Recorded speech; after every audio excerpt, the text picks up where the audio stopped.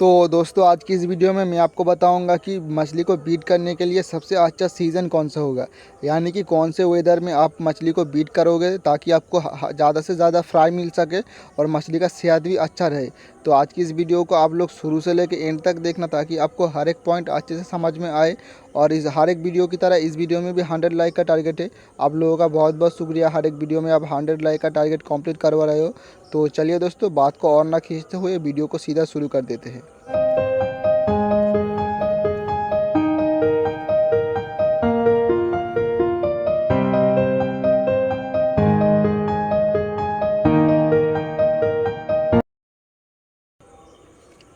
देखिए दोस्तों, हमारे इंडिया में मेनली 3 तरह का सीज़न होता है, ठीक है, जो मछली के ब्रीडिंग के लिए सबसे अच्छा होता है।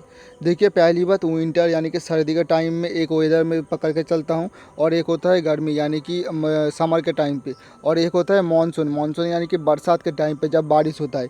तो यह तीनों टाइम हमारे यहाँ पे होता है। तीनों टाइम पे जो मछली है वो बहुत सारी कैटेगरी में है। तो वो सभी मछली जो है वो एक एक मछली क्या है, एक एक मौसम में कंफर्टेबल फील करता है ब्रीडिंग करने में। उस मौसम में उस मछली के पेट में अंडा आता है, उस मौसम में उस मछली का मेल जो है वो धीरे धीरे हीट में आता है, तो वो मछली का जो कलर है अच्छे से इनहेंस हो जाता है, तो वो ब्रीड अच्छे से कर पाता है। तो देखिए दोस्तों, मेनली कोई भी मछली हो दोस्तों, वो 80% से ऊपर जो मछली है वो समर में ब्रीडिंग करता है, ठीक है। समर यानी कि गर्मी में। देखिए, जैसे कि बेटा फिश हो गया, मौली हो गया, गप्पी, सोटल, ये जितने भी लाइव बेरर फिश है, जो बेटा फिश है, चिगलेट हो गया, एंजल हो, ये सब कुछ जो मछली है दोस्तों वो समर में ब्रीडिंग करता है, यानी कि गर्मी के टाइम पे। अब गर्मी के टाइम पे ऐसा नहीं है दोस्तों आप हीटर लगा दिया सर्दी के टाइम पे बीट करेगा, ऐसा नहीं होता है दोस्तों। बहुत हार्डली चांस होता है कि सर्दी के मौसम में आकर आप अगर हीटर को 28 to 32 सेट करोगे तो वो बीट करेगा। बहुत ही कम चांस है ऐसा। आपको मेनली वो नेचुरल सीज़न चाहिए जब उसका जो हवा का टेम्परेचर है वो पानी के टेम्परेचर को धीरे धीरे गर्म करते हुए 32 या फिर 28 पे लेके जाएगा। उसके बाद ही वो मछली नेचुरली उसके पेट में अंडा आएगा, उसके बाद वो मछली हीट में आएगा, फिर अंडों से बच्चा निकलेगा। अब देखिए दोस्तों, मेरे को अगर एक एक मछली पकड़ के अगर बोलना पड़े कि कौन सा मछली कौन से सीज़न में बीट करता है, तो मैं पहले आपको बता देता हूँ। गर्मी के टाइम पे 80% से ऊपर जो मछली है वो बीट कर जाता है, ठीक है। और जो सर्दी के टाइम पे बीट करने वाला मछली है उसमें आता है गोल्ड फिश, रोजी बार्ब, टाइगर बार्ब, जितना भी वीडो वेराइटी है वो सर्दी में बीट करता है, ठीक है। और कोई कार्प, मिल्की कार्प, ये जितना भी कार्प है, प्रिंटेड कार्प वगैरह, वो सभी एक ही कैटेगरी में आता है। सुबंग की मछली जो है वो इसी कैटेगरी में आता है। तो ये सब मछली जो है वो सर्दियों में अच्छे से बीट करता है, ठीक है। तो इन सब मछलियों को सर्दी अगर मतलब सर्दी के टाइम पे बीट करोगे तो इनका क्या है, अंडों में फंगस लगने का जो चांस है वो बहुत कम हो जाता है। तो इन मछलियों को आप सर्दी में बीट करो, मेरा जो रिकमेंड होगा। ये सब मछली आप सर्दी के टाइम पे इजीली बीट कर सकते हो। और दोस्तों एक चीज़ मैं बोलना चाहूँगा, सर्दी के मौसम में यानी कि विंटर, जो जब मतलब ठंडा हो जाता है पानी, उस टाइम पे दोस्तों डाफनिया मिलना बहुत ही आसान हो जाता है, ठीक है। पानी में क्या है, उस टाइम पे बारिश नहीं होता है ज़्यादातर। हमारे इंडियन जितना भी मतलब कंट्री है वो सर्दी के टाइम पे बारिश नहीं होता है, ठीक है। तो बारिश नहीं होगा तो तालाब का जो पानी है वो फिल्टर नहीं हो पाएगा, उसका पानी जो है वो थोड़ा धुंधला ही रहेगा। धुंधला पानी में क्या है दोस्तों, वो डाफनिया अच्छे से बनता है, और पानी का टेम्परेचर भी कम रहेगा तो डाफनिया अच्छे से बनेगा। तो सर्दी के टाइम पे अगर आप गोल्ड फिश, वीडोटेट्रा, रोजी बार या फिर कुछ भी मछली बीट करते हो तो उन मछली को खाने में कोई प्रॉब्लम नहीं आएगा। अगर आप गांव में रहते हो मेरी तरह तो आपको ईज़िली डाफनिया हर एक तालाब में मिल जाएगा। तो सर्दी के टाइम में आप अच्छे से मछली को खिला के बड़ा कर सकते हो। मगर इसमें एक पॉइंट आता है दोस्तों, गर्मी में 80% के ऊपर जो मछली है वो गर्मी के मौसम में बीट करता है। गर्मी के मौसम में क्या है, तालाब का जो पानी का टेम्परेचर है वो ज़्यादा हो जाता है, इससे पानी का जो मतलब डाफनिया बनने का टेंडेंसी है वो कम हो जाता है। तो डाफनिया वगैरह पानी में बहुत कम मिलता है।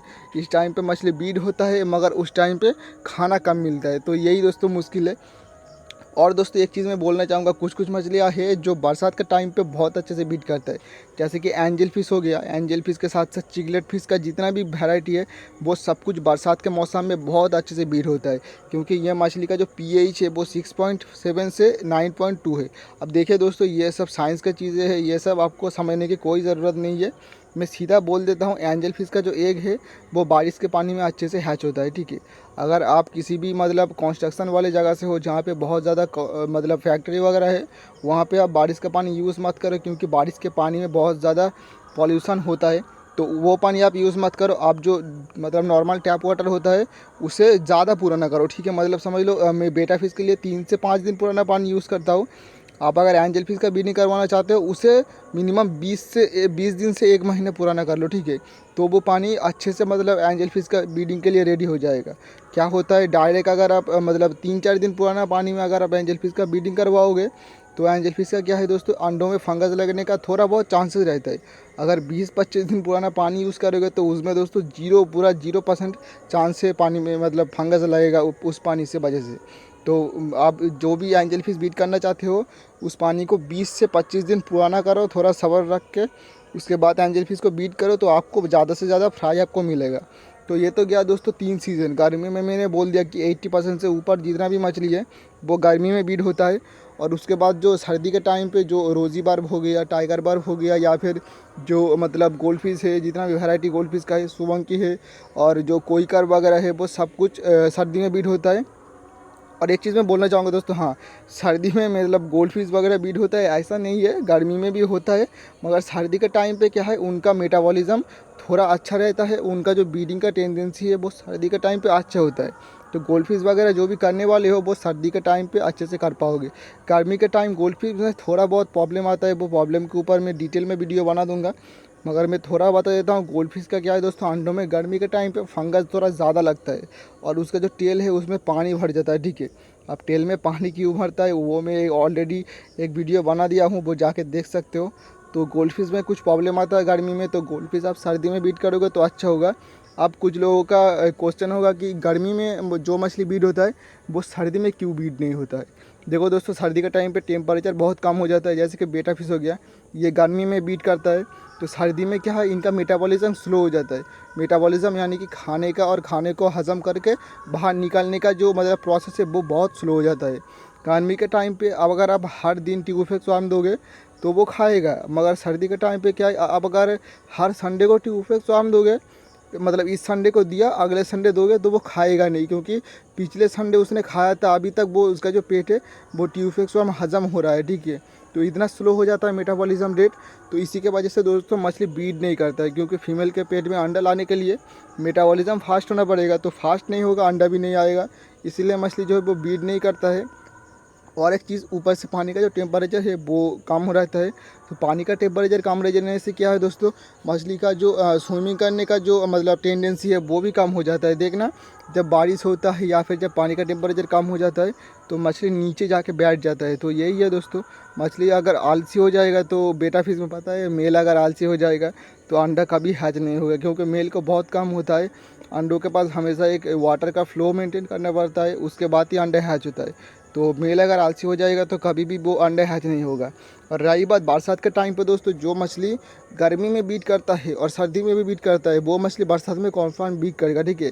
गोल्ड फिश का ब्रीडिंग भी बरसात में होता है, मगर बरसात में दोस्तों एक प्रॉब्लम है, टेम्परेचर फ्लक्चुएसन की वजह से बहुत ज़्यादा दिक्कत आता है, ठीक है।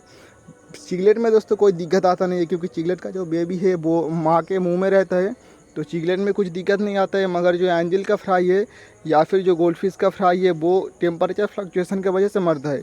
समझ लो दिन के टाइम टेम्परेचर बहुत ज़्यादा है, धूप खिलाए, और रात के टाइम पे बारिश हो गया तो टेम्परेचर नीचे जाएगा, तो इसके वजह से थोड़ा बहुत दिक्कत आ सकता है। क्योंकि दोस्तों मछली का जो फ्राई है या फिर मछली का जो अंडा है वो इतना ज़्यादा फ्लक्चुएसन को झेल नहीं पाता है। तो इसके लिए दोस्तों आप टैंक का जो ऊपर का हिस्सा है वो किसी एक कवर डाल के रख सकते हो, ताकि टेम्परेचर का फ्लक्चुएशन ज़्यादा ना हो। एक प्लास्टिक का सीट या फिर कोई थर्मोकोल का पीस डाल के ऊपर का जो हिस्सा है वो कवर दे सकते हो, तो टेम्परेचर ज़्यादा फ्लक्चुएट नहीं होगा। तो इस वीडियो में मैंने आपको पूरा समझा दिया कि मछली को ब्रीड करने के लिए कौन सा सीज़न सबसे बेस्ट होगा। और एक चीज़ मैं आपको वीडियो के एंड में बोलना चाहूँगा, जो लोग अभी तक वीडियो देख रहे हो उनके लिए एक बोनस पॉइंट है बेटा फिश के लिए। देखिए दोस्तों, बेटा fish mainly all season breed होता है, सिर्फ दिसंबर और जनवरी को छोड़ के, ठीक है। नवंबर तक दोस्तों बेटा फिश ब्रीड होता है, फरवरी के स्टार्टिंग से बेटा फिश का ब्रीडिंग शुरू हो जाता है। एक बात मैं यहाँ पे कहना चाहूँगा, सर्दियों में बेटा फिश ब्रीड करने के लिए जो चाहिए मैं वो बना रहा हूँ, और कैसे आप ब्रीड कर पाओगे पूरा 12 महीना वो वीडियो आने वाला है, ठीक है। मैं पूरा सक्सेस हो जाऊँ इसके ऊपर तो मैं वीडियो बना दूँगा। पहले मेरा एक्सपेरिमेंट करके मैं देखूँ होता है या नहीं, उसके बाद वीडियो आएगा।